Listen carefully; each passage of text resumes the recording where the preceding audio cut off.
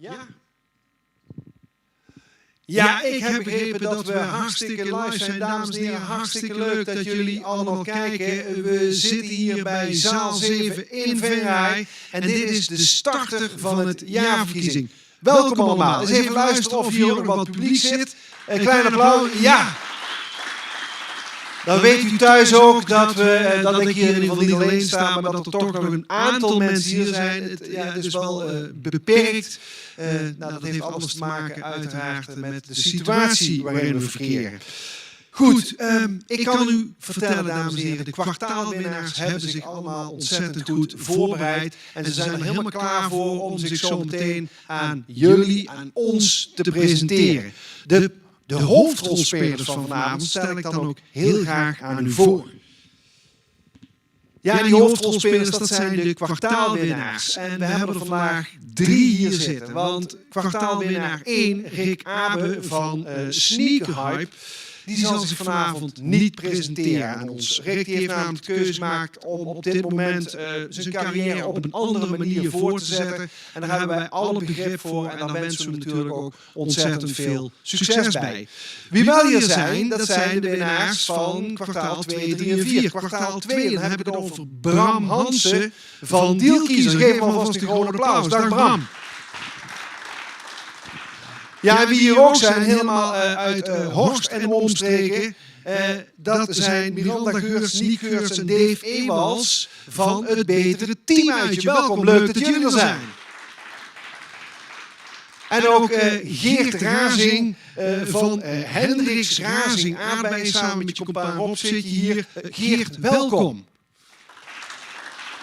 Ja goed, dus deze avond kan eigenlijk al niet kapot, want deze avond die draait om jullie. Jullie gaan zo meteen jezelf presenteren aan het publiek dat nu thuis kijkt. Ja, normaal gesproken zouden we hier met zo'n 150 mensen gezellig in een zaal zitten. Zouden we onze kandidaten toejuichen, applaudisseren voor hun presentaties. Dat gaat helaas niet. Maar voelt u zich geroepen om toch te applaudisseren van achter de laptop of voor de televisie? Gewoon doen.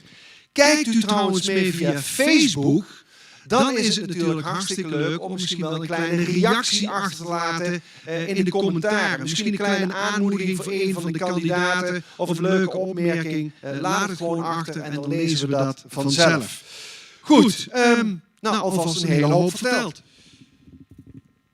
Ja, zo'n starter van het kwartaalverkiezing, dames en heren, dat wordt mogelijk gemaakt door een heel aantal partijen. En die partijen die wil ik u graag toch even noemen, want we doen dat met een hele hoop mensen samen. Om te beginnen zijn dat de gemeente Horst aan de Maas en vanavond vertegenwoordigd door wethouder Rudy Tegels. Welkom. De gemeente Venray, vanavond vertegenwoordigd door onze eigen wethouder Jan Lonen. Welkom. Maar ook Rabobank Noord-Limburg doet hier aan mee. Business Vision Venray, ondernemersplatform O2 uit Horst en het Venrays ondernemersplatform. Want zij vinden het allemaal belangrijk om jonge startende ondernemers een podium te geven, zodat zij zich hier kunnen presenteren. En ze vinden het belangrijk om dat jonge talent te stimuleren om vooral ook lekker te ondernemen. Ben jij een jonge ondernemer die nu kijkt en die twijfelt? Meld je aan en misschien sta jij volgend jaar hier wel op dat podium. Wie zal het zeggen? Ja, ik zei net al, we zijn te gast in de gemeente Venray in zaal 7. En dat betekent dat ik de gastheer van vanavond, onze wethouder Jan Lonen, er heel even bij ga halen. Geef hem een groot applaus, hier is Jan Lonen, dames en heren.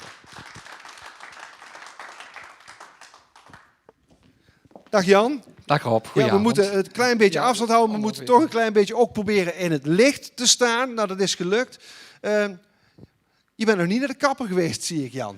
Nee, ik ben nog coronaproof, hè? Of net niet? Ja, maar dat gaat binnenkort wel gebeuren. Zaterdag ga ik naar een ondernemer, geen startende in de hei. En daar ga ik dan weten heel veel mensen welke kapper dat is. Hoe is het verder met je, Jan? Heel goed, heel goed. Ja, buiten de lange haren, prima. Ja, goed. Vanavond de starter van het jaarverkiezing. Een jaarlijks terugkerend event. Kun je nog een keer benadrukken waarom zo'n event als dit, waarom dat belangrijk is om dat te blijven organiseren? Natuurlijk, je zei het net zelf al bij de opening, hè? De ondernemers, de startende ondernemers. Je zei trouwens jonge startende ondernemers, maar het hoeven geen jonge mensen te zijn, maar het kunnen ook jonge bedrijven zijn die een podium geven en die stimuleren en aanmoedigen een nieuw bedrijf te beginnen. Want Nieuwe bedrijven betekent nieuw bloed, betekent ontwikkeling in de economie. En dat is goed, dat willen we graag stimuleren. Ja, en zeker in deze tijd ontwikkeling in de economie. Hoe is het met de economie in Venray en Horst en omstreken? Er zijn natuurlijk een aantal beroepsgroepen die het heel erg moeilijk hebben, maar ook een aantal groepen die het helemaal niet zo slecht gaat. Het is heel erg divers. Dus we moeten vooral aandacht hebben voor die het moeilijk hebben, maar we moeten niet alleen somberen. En het blijkt ook dat het afgelopen jaar met de starters heel erg meeviel. Sterker nog, volgens mij hebben we dit jaar nog nooit, of in 2020, nog nooit zoveel aanmeldingen gehad en zoveel starters gehad. Dus in die zin... Ja, dat is wel heel bijzonder en ook heel mooi om te horen. Heb je daar aantallen van of waag je daar niet aan? Jawel. Laatste kwartaal was het heel druk. Ja. Dat was eigenlijk op het toppunt van de coronapandemie. Dus dan zou je zeggen, dan heb je de meeste nadelen ervan. Er ben bijna een jaar mee doende. Ja. En toen hadden we heel veel aanmeldingen. Je zou dus kunnen zeggen dat de corona veel mensen gebracht heeft om nog eens goed na te denken en misschien wel een bedrijf te beginnen. Ja, ze zeggen ook wel eens, never waste a good crisis. Misschien heeft die pandemie er juist voor gezorgd dat bij heel veel mensen die ondernemerszin is aangewakkerd. En misschien dat daardoor wel extra veel aanmeldingen zijn. Maar voor mij mag die pandemie zo snel als het maar kan voorbij zijn. Ik denk dat er hier niemand zit die zegt, daar heeft hij ongelijk in. Ja, Jan, jij gaat zo meteen ook als toeschouwer hier in de zaal zitten.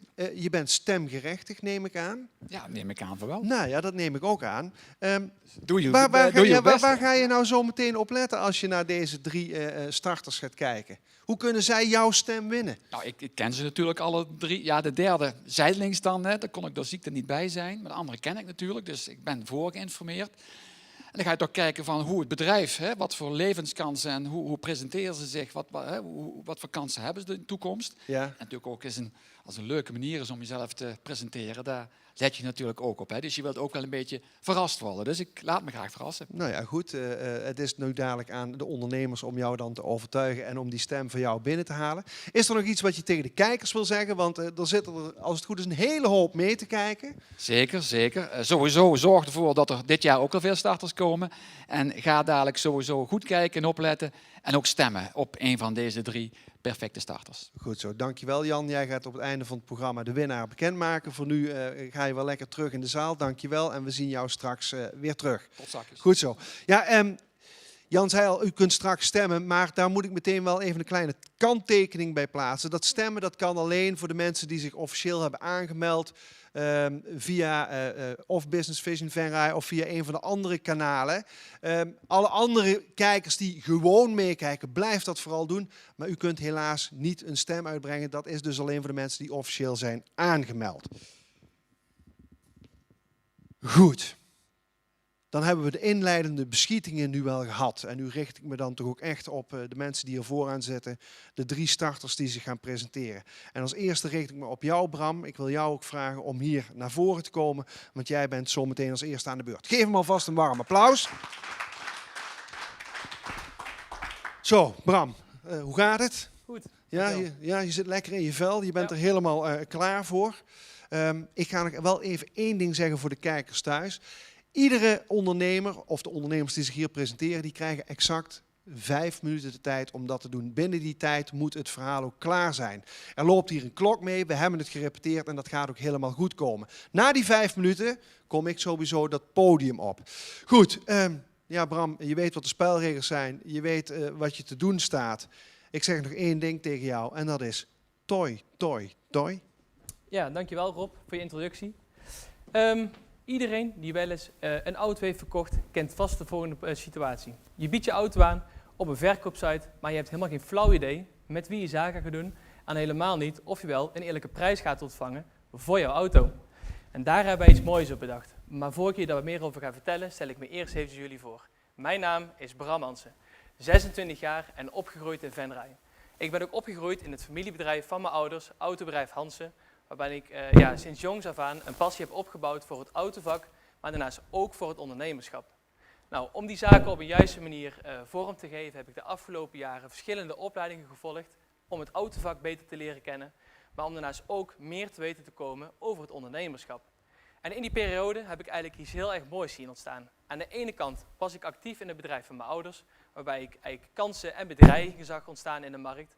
En aan de andere kant zat ik op school en kreeg ik juist te horen hoe je daarop kunt inspelen met een vernieuwend concept.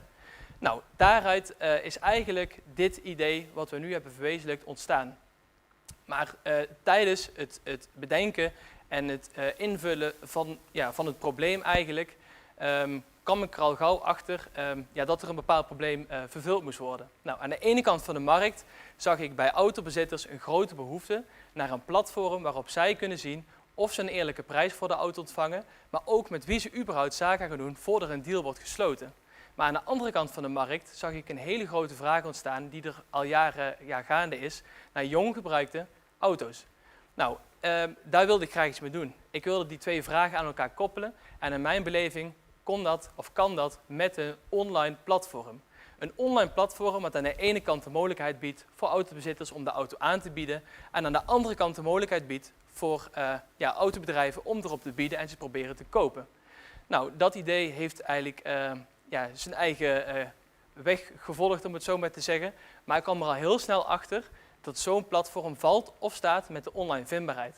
Nou, omdat ik echt iemand ben van de daadwerkelijke handel en niet zo heel erg geïnteresseerd ben in de online materie, heb ik mijn hulp ingeroepen van 2 ex-studiegenoten. Eén daarvan zit hier, Jules. En de andere is Randy. Die kon er helaas niet bij zijn. Maar Randy heeft zich tijdens het opzetten van het concept bezig gehouden met het uitstippelen van onze online strategie. Terwijl Jules zich heel erg heeft bezig gehouden met de bouw van de website en het opzetten van marketingcampagnes om leads te genereren, zodat ik daarmee aan de slag kan en proberen de deals te sluiten. Nou, dat heeft eigenlijk geleid tot de bedrijfsnaam Dealkiezer, zodat jij de beste deal kunt kiezen. En dat bedrijf hebben wij afgelopen jaar in maart gelanceerd onder de naam Dealkiezer.nl. Nou, op Dealkiezer.nl kun jij als autobezitter eenvoudig, snel en gratis je auto aanbieden, zodat wij van Dealkiezer de aanmelding met je kunnen doornemen en deze aanmelding verder aan te vullen met alle relevante informatie, zodat we een zo goed mogelijk beeld van de auto kunnen aanbieden bij ons landelijke netwerk aan RDW-erkende autobedrijven. Nou, als wij de auto hebben aangeboden binnen ons landelijke netwerk, voegen wij alle biedingen die zijn binnengekomen op jouw auto toe, op je eigen klantenlogin die je krijgt als je de auto hebt aangemeld. Binnen de klantenlogin kun je kijken welke biedingen er zijn binnengekomen op jouw auto, waar die biedingen vandaan komen, hoe ver het bedrijf van jou is gevestigd. Maar daarnaast kun je ook zien hoe dat deze kopers worden beoordeeld op ons platform. En daarnaast kun je ook zien wie wat verdient binnen de transactie. En voordat je een keuze maakt tussen een van die biedingen, nemen wij van Dealkiezer contact met je op om eventuele vragen te beantwoorden, maar om daarnaast ook wellicht advies te geven over de beste deal. Nou, als je het gevoel hebt dat de beste deal ertussen zit, dan kun je die eenvoudig en online accepteren, waarna wij jou in contact brengen met de koper. Nou, zoals je nu al hebt gehoord, zijn wij vanaf moment A het aanspreekpunt en dat blijven wij totdat de auto daadwerkelijk is verkocht. Dus mocht er iets niet goed zijn, mochten er vragen zijn, dan kun je ons bellen en dan blijft dezelfde contactpersoon telkens met jou in gesprek om ervoor te zorgen dat de verkoop vlekkeloos verloopt. Nou, als de deal eenmaal rond is, dan krijg je rechtstreeks het geld op je bankrekening, maar ook de vrijwaring, zodat de auto is verkocht aan een eerlijke partij en op een betrouwbare manier. En doordat wij jou laten zien wat de markt biedt, kun je een transparante deal sluiten. En dat is Dealkiezer en dat biedt niemand anders.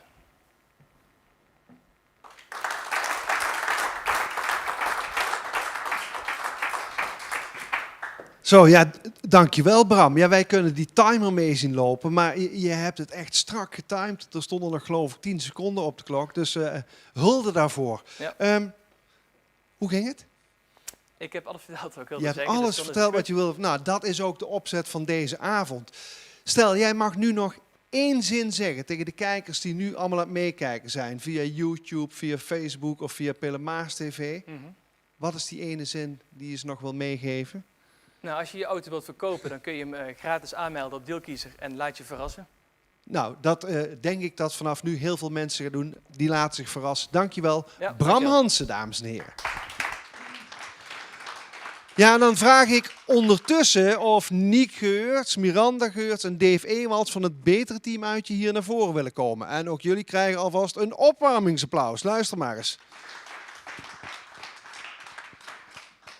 Is toch mooi dat we met zo'n klein gezelschap er toch nog wat van kunnen maken. Heel mooi. Goed, Eens even kijken. Ja, we moeten een klein beetje afstand houden. Ja, Ik zie dat jullie volgens mij in de beginpositie staan. Ja. Miranda, even op de schaal van 1 tot 10. Ja. Hoeveel zin heb je in deze presentatie? Ja, super veel zin natuurlijk. Ja, dus 1 tot 10, dat wordt een... 9. Laten we 9. 9, laten we een beetje zenuwen. 9. Ja, goed zo. En bij Dave en bij Nieke hetzelfde? Ja, dat zijn Helemaal wel prima. in de range. Nou, goed zo. Jullie zijn er volgens mij helemaal klaar voor, dames en heren. Nogmaals, Miranda Geurts, Nieke Geurts, Dave Ewalds. Ze zijn van het betere team uitje. En ik zeg ook tegen jullie, toi, toi, toi. Ja, dankjewel Rob. Jarenlang heb ik rondgelopen met een idee. Een idee om teamuitjes van betekenis te organiseren. En de aanleiding die ligt in het feit dat ik al jarenlang actief ben in het sociale domein en de dingen die ik daar zie en hoor. Want hoe mooi zou het zijn als je leuk en gezellig kunt combineren met nuttig en zinvol. Ik geloof dat deze elementen heel goed samengaan. Dus voor mij was toen het betere teamuitje ook geboren. Maar ja, alleen is ook maar alleen. Dus ik heb er partners bij gezocht die mij kunnen aanvullen. En die heb ik gevonden. In de persoon van Dave en Niek. Dave vanuit zijn gezondheidsachtergrond en Niek vanuit zijn marketing- en communicatieachtergrond. Samen hebben wij het concept verder uitgewerkt en we zijn er echt trots op. Wij gaan samen voor teamuitjes die ertoe doen. Wij willen samen het verschil maken met onze teamuitjes. Ja, en met het betere teamuitje zeggen wij niet dat we beter zijn dan de ander, maar we zeggen, we doen het op een andere manier. We maken het verschil. We gaan ons onderscheiden. Zo zeggen we van Solex rijden en barbecuen, dat is natuurlijk hartstikke leuk. Alleen wij gaan net een stapje verder. Wij doen het anders. Daarvoor hebben we een fundament opgesteld en dat fundament bestaat uit 3 pijlers. Een betere gezondheid, een betere organisatie en een betere samenleving. Tal van activiteiten hebben wij onder die pijlers verzameld en kunnen wij aanbieden en combineren. Ook hebben wij tal van maatschappelijke en zakelijke partners weten te binden. En dat zijn coaches, dat zijn trainers en dat zijn cateraars. Samen met deze mensen kunnen wij een onvergetelijke middag, ochtend of een hele dag organiseren. Dat stukje organiseren, dat doen we met gastdames of gastheren. Zij gaan de hele dag netjes verzorgen. Dat kunnen wij zelf doen, maar daarvoor zetten wij ook HBO-studenten in en geven hun deze kans. Ja, en hoe combineer je nu leuk en gezellig met nuttig en zinvol? Wij kijken continu naar de maatschappelijke trends en thema's die spelen om daar een passend aanbod op te maken. Op onze website hetbetereteamuitje.nl, zoals Dave net ook al aanhaalde, staan heel veel activiteiten die wij speciaal voor jullie hebben opgezet en die het nuttige, het aangename met het zinvolle combineren. Een aantal activiteiten, ik kan ze helaas niet allemaal opnoemen, maar denk bijvoorbeeld aan een vroege vogelwandeling, dat je samen met je team, 's morgens vroeg, voordat je aan het werk gaat, onder het genot van een gids een natuurgebied induikt en daarna afsluit met een ontbijt. Of bijvoorbeeld een bijzondere voorstelling, waarbij je met je team je onderdompelt in een maatschappelijk thema, zoals bijvoorbeeld dementie of mantelzorg, of om te gaan met anderstaligen en daarover het gesprek aan te gaan. Of lekker actief en energiek aan de slag met de workshop Tireworks, waarna je met een goed gevoel ook de dag kunt beginnen. En een van onze inspirerende kookworkshops heet Verrijk je smaak, waarom je op een leuke, inspirerende manier aan de slag gaat met alternatieven in de keuken, die je met je team kunt maken, maar natuurlijk ook thuis kunt toepassen. Nou, al deze activiteiten, uiteindelijk is er voor ieder wat wils. En na de deelname, als zo'n dag achter de rug is, dan krijgen jullie van ons een certificaat, een betere teamuitje certificaat. En zullen we zorgen voor een mooi verslag in tekst en beeld, voor op social media en natuurlijk te delen met andere teams of collega's. Uiteindelijk willen we jullie laten verrassen en ontdek samen met ons wat het betere teamuitje voor jullie organisatie kan betekenen. Dank je wel.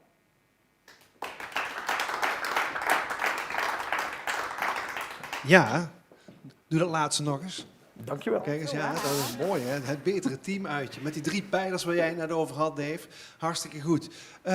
Tevreden, Miranda, Niek en Dave? Ja, Ja, zeker. We staan Ja, heel relaxed ja. bij. Ruim ook binnen de tijd gebleven. Goed, hè? Super Ja. gedaan. Ja, aan jullie ook de vraag. Stel, je mag nog 1 ding tegen de kijkers zeggen die nu aan het meekijken zijn. Niek, wat wil je ze dan meegeven? Ja, Rob, je zei het net al, het is een bijzondere tijd waar we nu met z'n allen in zitten. En we hopen natuurlijk dat we snel weer met z'n allen leuke dingen kunnen doen, elkaar kunnen zien. En daar hopen wij natuurlijk ook op. En voordat die tijd aanbreekt, zou ik willen vragen, kijk eens op onze website. Om ervoor te zorgen dat je daar klaar bent om weer iets leuks te doen met je hele team. Oké, was net iets meer dan 1 zin, maar we tellen het goed. Er staan allemaal comma's tussen. Dus, Ja, helemaal goed. Mag ik nog 1 groot applaus voor het betere teamuitje. Dank jullie wel. Ja, en dan ondertussen vraag ik aan alweer de laatste kwartaalwinnaar Geert Razing om hier naar voren te komen, bij mij op het podium te staan.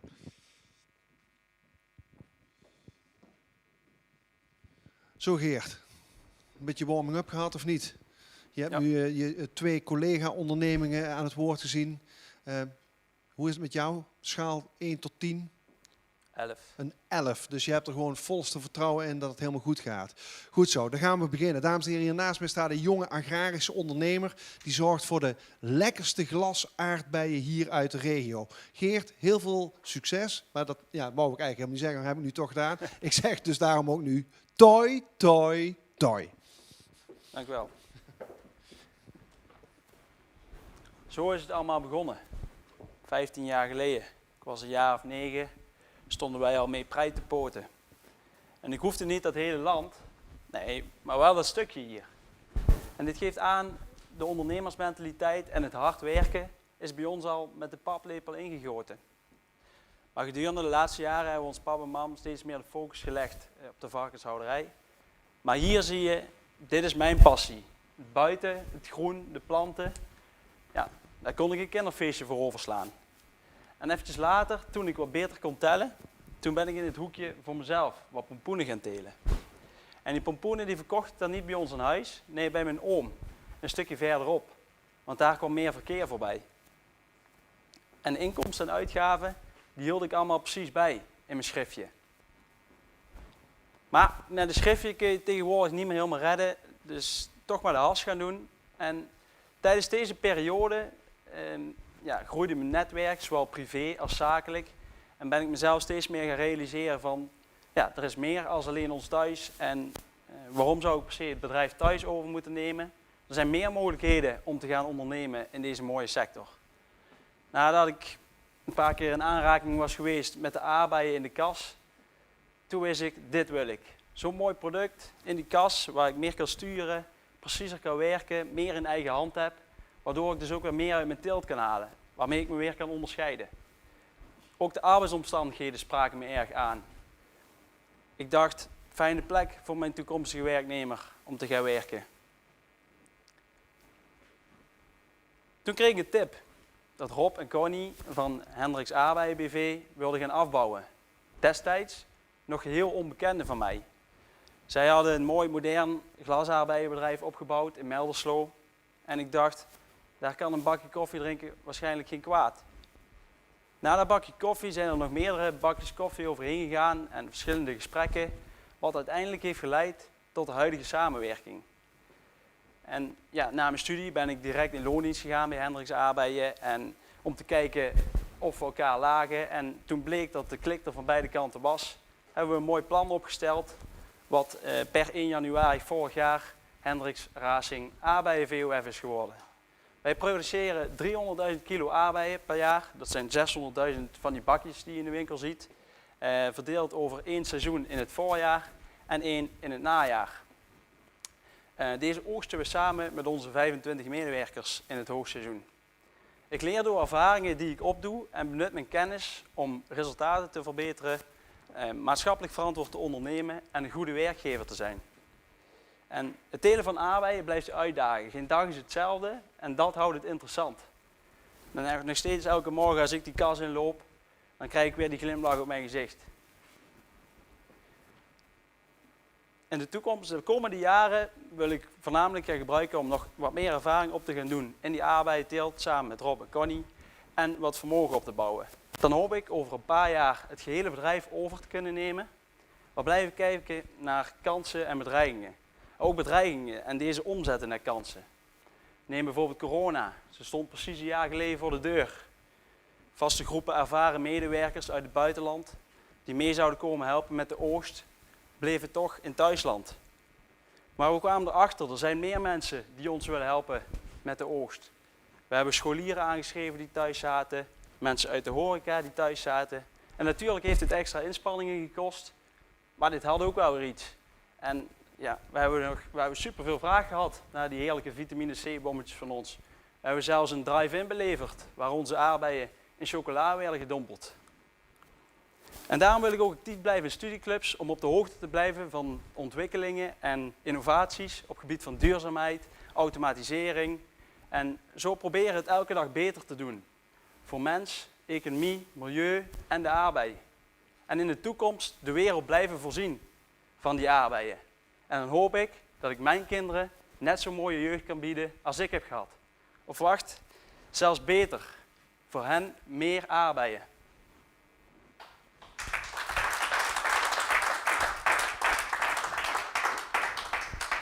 Zo Geert, nou, dat zit erop, jongen. Ja. Nooit geen spijt gehad dat je een kinderfeestje hebt overgeslagen? Nee. Ja, ik vond dat toch wel heel bijzonder. Dat je dat ervoor over hebt gehad om uiteindelijk die ambitie na te jagen en dan te komen tot waar je nu bent. Maar nou ja, de plannen, het spat er vanaf. Ja. Aan jou ook nog één vraag. Wat zou jij tegen die kijkers die nu allemaal mee zitten te kijken nog willen zeggen? En dan krijg je één zin. Met komma's of zonder komma's? Ja, goed, Niek had net ook wat komma's erin, dus jij mag er ook best nog een kommaatje in stoppen. Ga ik je zal gang. het kort houden. Eet meer aardbeien. Eet meer, daar zitten vrij weinig komma's in. Dankjewel, Ja, Geert. dankjewel. Goed zo. Ja, dames en heren, dit waren de 3 starters van het kwartaal. Kwartaal 2, 3 en 4. En nu is het aan u om een keuze te maken wie straks er hier vandoor gaat met die felbegeerde titel starter van het jaar. En nogmaals, de mensen die zich hebben aangemeld hebben thuis via de e-mail, als het goed is, een unieke code ontvangen. En die mensen die mogen nu ook naar de website www.startervanhetjaar.xstem.nu gaan. Wat een mooie creatieve titel. Ik zal hem nog één keer noemen. www.startervanhetjaar.xstem.nu. Nou, en daar kun je die code invullen en je unieke stem uitbrengen. Ja, en dan is het meeste stemmen gelden. Degene van jullie die de meeste stemmen ontvangt van onze kijkers, die gaat er dus straks met die felbegeerde titel vandoor.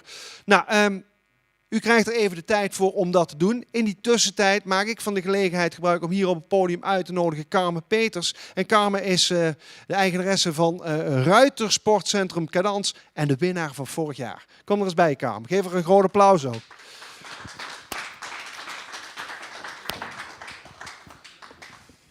Ja, Carmen, een jaar later. Ja, hè? Ja. zeker. Hoe was het voor jou om vandaag rustig vanuit een stoel te kijken en geen presentatie te doen hier op een podium? Oh, ontzettend relaxed. Stukken minder hartslagen per minuut dan vorig jaar om deze tijd. Dat kan ik je wel melden. Ja, dus je hebt ontspannen, lekker alles op je laten inwerken.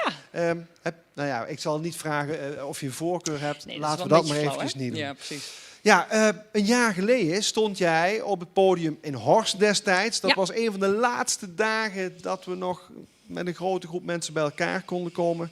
Nou, we weten allemaal wat er sindsdien gebeurd is.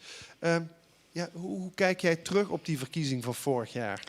Oh, die verkiezing van vorig jaar. Ik zei al, mijn hartslag zat werkelijk overal, behalve op de plek waar die moest zitten volgens mij. Er zat een soort zwart gat van zenuwen.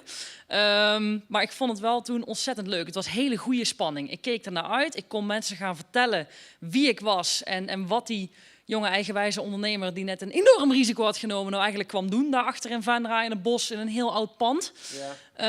En ja, weet je, ik ben daar toen in mijn bedrijf natuurlijk begonnen met een idee. En dat idee dat was iets tikkie anders dan van andere ondernemers in mijn vak.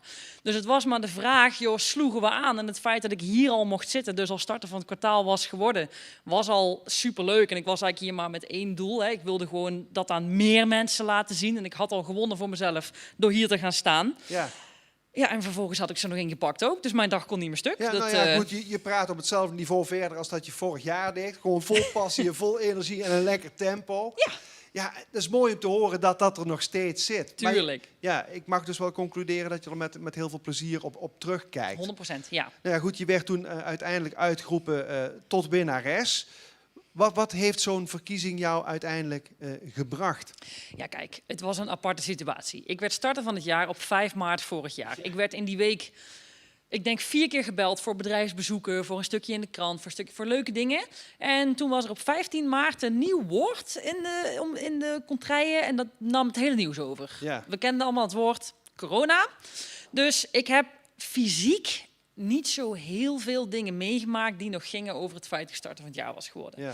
Maar het heeft me wel een ontiegelijke boost zelfvertrouwen gegeven. Gewoon het idee dat wat ik bedacht en dacht dat het goed was en dacht dat het iets kon worden, dat ik dat kennelijk ook kon overbrengen. En Ja. dat er meer mensen heil in zagen. Dus het was voor mij gewoon een ontzettend fijne schouderklop. Gewoon meid, je hebt het niet voor niks gedaan. Je bent niet zo anders en eigenwijs dan de rest. Dat is goed, dat mag ook. En ja, die eigenheid, die breng je ook over en mensen geloven wat je verkoopt. En dat heeft mij wel heel erg geholpen om daarin met zekere stappen verder te gaan. Ja, je komt dan inderdaad ook in een ontzettend vreemde periode terecht. Ja, dit had jij niet bedacht toen jij die overname deed. Wat zeg je? Wie wel? Ja, nee, niemand had dat bedacht. Nee. Wat heeft het afgelopen jaar je toch opgeleverd? Een stukje creativiteit. Ja. Meer binding ook met mijn klanten. Want die waren heel blij dat wij, omdat we de paarden nou eenmaal beweging moesten blijven geven, toch nog in elk geval naar mij toe konden. Als ze niet naar hun werk of naar school of waar dan ook heen konden. Zij natuurlijk onder strikte voorwaarden. En met maar heel weinig tegelijk hebben wij altijd iets aan de klant kunnen blijven bieden. Ja. Wat voor mij dan ook weer prettig was, want dan kon ik de beesten tenminste blijven voeren. Dus ja, we hebben wel die passie toch nog kunnen uitdragen. En je ziet ook dat bij mensen even dat uurtje gewoon lekker met zo'n paard bezig zijn. Wat ik ook hier vorig jaar stond te verkondigen. Ik maak mensen blij met een paard. Nou, dat heb ik kunnen blijven doen. En ze zijn het wellicht nog wel meer gaan waarderen. Ja. Dus dat is echt wel heel bijzonder. Dus jij maakt mensen blij met een paard. Ja. Zijn de paarden ook blij met de mensen? Over het algemeen wel? Ja, nee. Nee, zeker weten. We hebben natuurlijk ons bedrijf goed ontwikkeld. Daar horen de paarden ook bij. Ook die leren bij. Ook die gaan we nog personaliseerder voeren. De tuigage wordt beter op ze aangepast. Doordat ze nu beter gereden worden, omdat ze anders les krijgen. En ik durf te zeggen dat ik toch aardig ben gaan lesgeven. Zijn die paarden zich ook beter getraind, beter ontwikkeld. Dus ze worden ook een stuk happier. Ja. En, Want even voor de mensen die nu meekijken Ja. en die denken, ja leuk, we horen nou die Carmen en die praat enthousiast. Kun je nog even kort vertellen tegen de mensen die jou voor het eerst zien, wat je eigenlijk precies doet? Had ik misschien als eerste vraag moeten stellen net. Oh ja, goed. Je gaat er gewoon vanuit dat iedereen mij al kent. Daar ga ik het liefst ook vanuit. Ja, nee. Ik heb een manegebedrijf in Venray. Dat heb ik overgenomen van de vorige eigenaren. RSC Cadans nu. Voormalig had een andere naam. En wij maken mensen blij met paarden. En dat doen we vooral door les te geven met onze eigen paarden. Maar ook door paarden te stallen van andere mensen. Lange termijn wat minder, maar vooral korte termijn.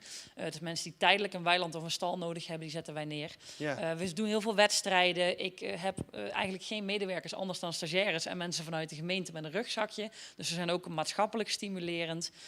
We faciliteren gewoon zoveel mogelijk geluk op ons bedrijf. En we gebruiken daar meestal een paard bij. Ja, we faciliteren zoveel mogelijk geluk. Ja. Ja, volgens mij is dat uiteindelijk wat iedere ondernemer wil. Een stukje geluk faciliteren met datgene waar je mee bezig bent. Even met terugwerkende kracht. Stel, je zou nu starten. Ja. Ze zouden jou weer vragen om mee te doen aan deze verkiezing. Mm-hmm. Zou je weer meedoen? 100%. Want wat even misschien voor... Ja, we hebben ze straks al een beetje toegesproken. Er zitten misschien nu potentiële starters te kijken. Mm-hmm. Dat hoeven niet per se jonge mensen te zijn. Dat mogen ook best wat oudere mensen zijn. Maar mensen die willen starten met een onderneming. Mm-hmm. Als dat zo kriebelt, waarom moeten mensen dat gewoon gaan doen volgens jou? Meedoen met die verkiezing bedoel Ja, je? of gewoon de stap nemen om te gaan ondernemen? De stap nemen om te gaan ondernemen. Risico's zijn er om genomen te worden. En risico's, als je ze niet pakt, gaan ze aan je voorbij. Spijt is voor altijd, mensen. Terwijl een risico, je kunt een keer falen, nou, dat is dan zo. Maar als je het neemt en het werkt, heb je in elk geval geen spijt dat je het niet gedaan hebt. En dat is dat kriebelende gevoel wat onder in je schoen blijft zitten, dat blijft zitten als je er niks mee doet. Dus neem die stap en ook al zegt iedereen dat je gek bent, doe het gewoon. Kijk, als je luchtkastelen bouwt, ja, die vallen vanzelf naar beneden. Maar je moet op zijn minst beginnen met een goede fundering. En als je echt een fijn idee hebt, je kunt echt een heel eind komen. Ook met hele kleine dingen of met hele grote dingen, zoals ik het heb gedaan. Ja. Maar je kunt er iets mee. Nou ja, doe goed. iets met dat buikgevoel. Ja, er zijn voorbeelden genoeg dat het gewoon lukt. We Ja. zien dat aan jou, we zien dat ook weer aan de deelnemers die hier Ja. vanavond op dat podium hebben gestaan.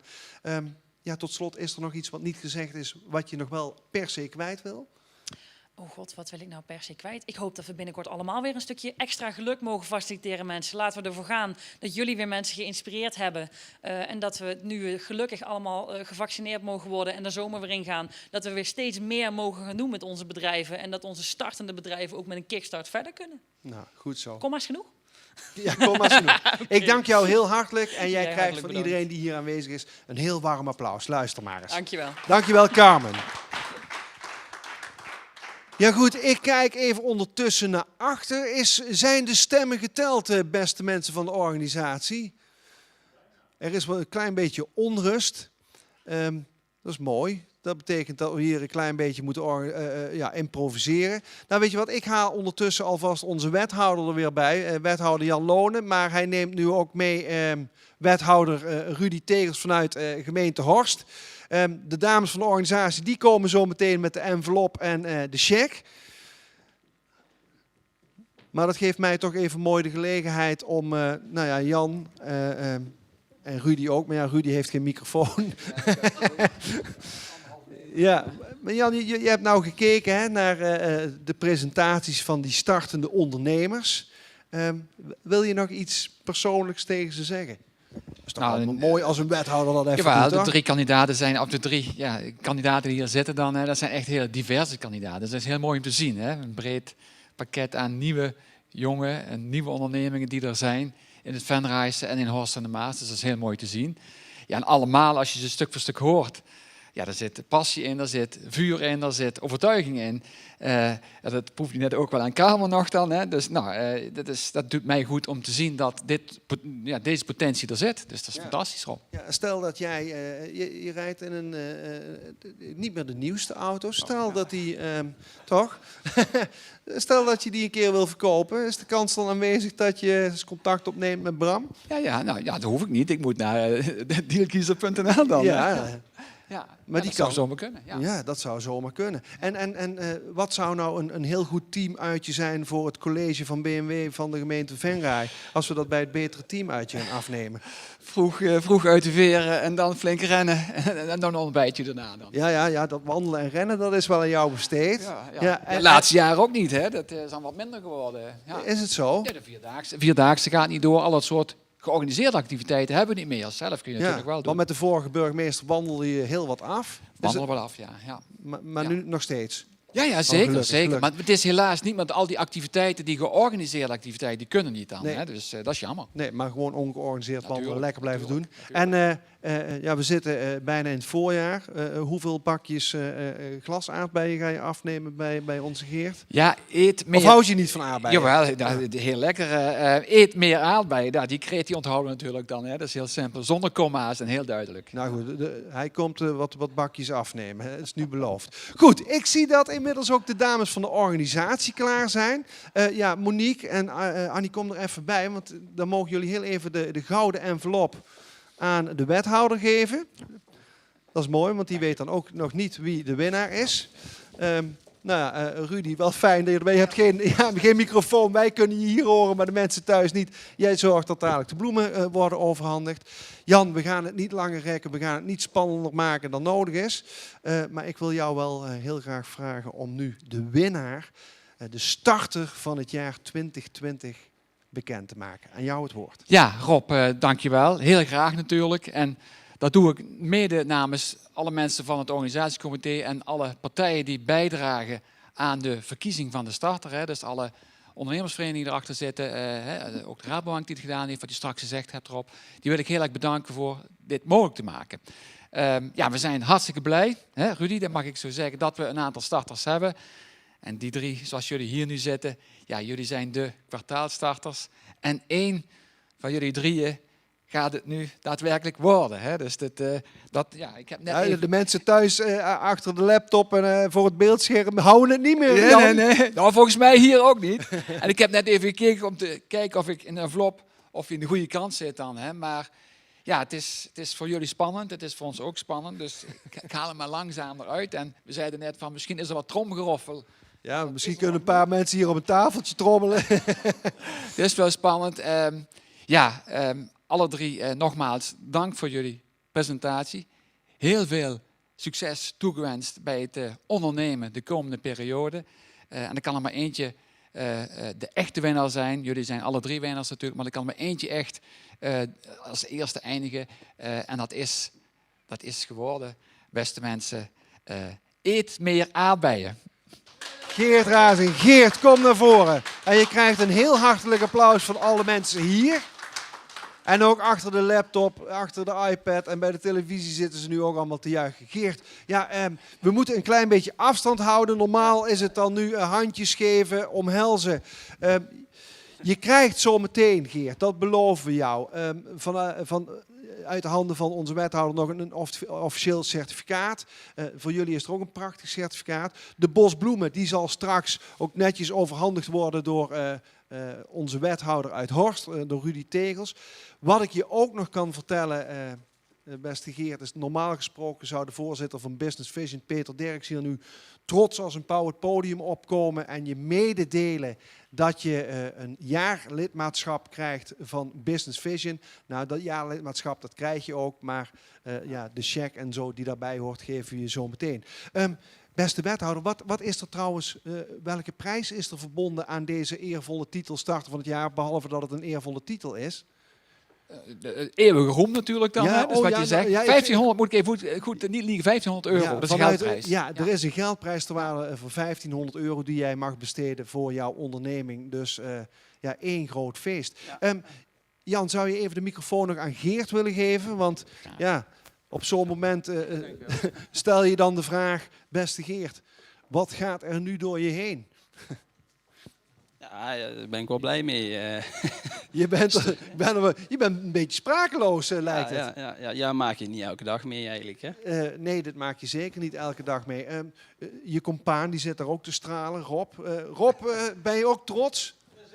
Die heeft het zeker verdiend, denk ik. Maar ook de anderen, zeker goede presentatie. Maar zeker ben ik trots. Ja. Rob roept, ja, hij heeft het zeker verdiend, maar ook de anderen waren ontzettend goed. Ik weet niet of jullie het konden horen, want hij heeft geen microfoon. Ja, Geert, we gaan je dadelijk na afloop al dat moois overhandigen. Voor nu, ik ga heel even hier in het licht staan, zeg ik tegen alle mensen thuis, ik wil jullie ontzettend hartelijk bedanken voor het kijken, voor het stemmen. Nogmaals, laat een reactie achter, misschien wel een leuke felicitatie aan Geert. Ik bedank de mensen van Zaal 7 voor de gastvrijheid. Ik bedank Wim Wijnhoven van Audica Video. Ik bedank Peel en Maas TV. Ik bedank LR Internet. Maar nogmaals, bovenal al die gasten die zich hier hebben gepresenteerd, al die kwartaalwinnaars. En bovenal bedank ik jullie voor het kijken. En ik zeg, blijf gezond. En hopelijk zien we elkaar volgend jaar weer in een hele volle zaal. Hier in Venray of in Horst. Tot ziens. Bedankt voor het kijken.